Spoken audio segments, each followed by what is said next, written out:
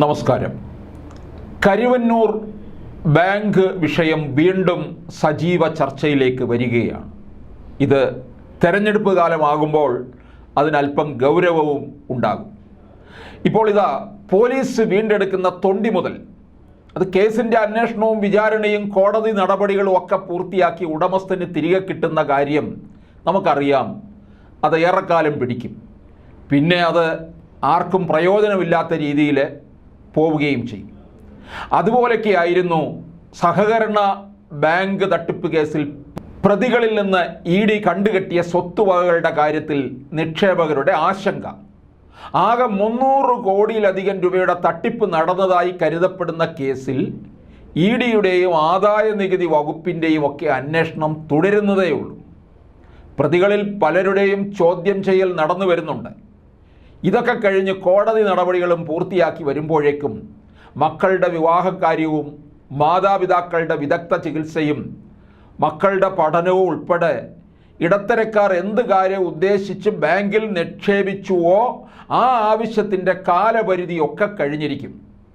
ഇങ്ങനെ ആധിയും ആശങ്കയുമായി കഴിയുന്നവർക്ക് ആശ്വാസം പകരുന്നതാണ് കേസിൽ കണ്ടുകെട്ടിയ 108 കോടി രൂപയുടെ സ്വത്തും പണവും തട്ടിപ്പിനിരയായ നിക്ഷേപകർക്ക് മടക്കി കൊടുക്കുന്നതിന് നിയമ തടസ്സമില്ലെന്ന് വിചാരണ കോടതിയിൽ കഴിഞ്ഞ ദിവസം ED സമർപ്പിച്ച സത്യവാങ്മൂലം. കരുവന്നൂർ ബാങ്കിൽ ആകെ 75 ലക്ഷം രൂപയുടെ നിക്ഷേപം ഉണ്ടായിരുന്ന മഹാദേവൻ എന്ന നിക്ഷേപകന് ബാങ്കിൽ നിന്ന് ഇനി തിരികെ കിട്ടാനുള്ളത് 33,27,500 രൂപയാണ്. നിക്ഷേപകരിൽ നിന്ന് തട്ടിയെടുത്ത പണം പ്രതികൾ പണമായി തന്നെ സൂക്ഷിച്ചിരിക്കുകയല്ല. അത് റിയൽ എസ്റ്റേറ്റ് ഉൾപ്പെടെ പല മേഖലകളിൽ മുടക്കിയിരിക്കുകയാണ്. ഇവ ഉൾപ്പെടെയാണ് 54 പ്രതികളിൽ നിന്നായി 108 കോടി രൂപ മൂല്യമുള്ള സ്വത്തുക്കൾ ED കണ്ടുകെട്ടിയത്. അതായത് നഷ്ടമായ പണം നിക്ഷേപകർക്ക് തിരികെ നൽകുന്നതിന് നിയമ തടസ്സമില്ലെന്ന് അന്വേഷണ ഏജൻസി പറഞ്ഞാലും അതിന് പിടിച്ചെടുത്ത സ്വത്തുവകകളുടെ ലേല ഉൾപ്പെടെ നൂലാമാലകൾ പലതുണ്ട്. അക്കാര്യത്തിലാണ് നിക്ഷേപകരുടെ അടുത്ത ആശങ്ക.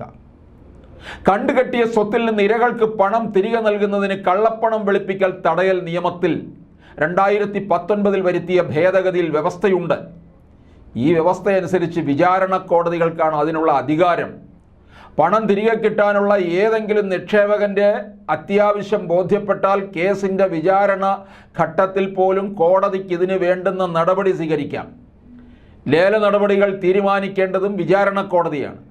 തട്ടിപ്പിനിരയായ മുഴുവൻ നിക്ഷേപകരും തങ്ങളുടെ പണം തിരികെ കിട്ടാൻ പൂർണ്ണമായും അവകാശമുള്ളവരാണെങ്കിലും ആ പണം കൊണ്ട് നിർവഹിക്കേണ്ടുന്ന വ്യക്തിപരമായ ആവശ്യങ്ങൾ ഒരുപോലെ ആയിരിക്കില്ല.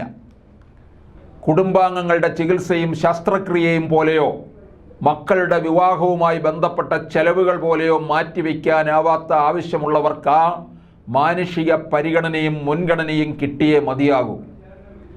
ലേല നടപടികൾക്ക് സ്വാഭാവികമായി വേണ്ടിവരുന്ന കാലതാമസം കഴിയുന്നത്ര ഒഴിവാക്കുന്നതിൽ മാത്രമല്ല, ആവശ്യങ്ങളുടെ പ്രാധാന്യക്രമം വിലയിരുത്തി പണം ആദ്യം തിരികെ ലഭിക്കേണ്ടവരുടെ മുൻഗണനാ പട്ടിക തയ്യാറാക്കുന്നതിലും വിചാരണ കോടതിയുടെ ഭാഗത്തു നിന്ന് നിക്ഷേപകർ പ്രതീക്ഷിക്കുന്നത് മാനുഷികത കൂടിയാണ്.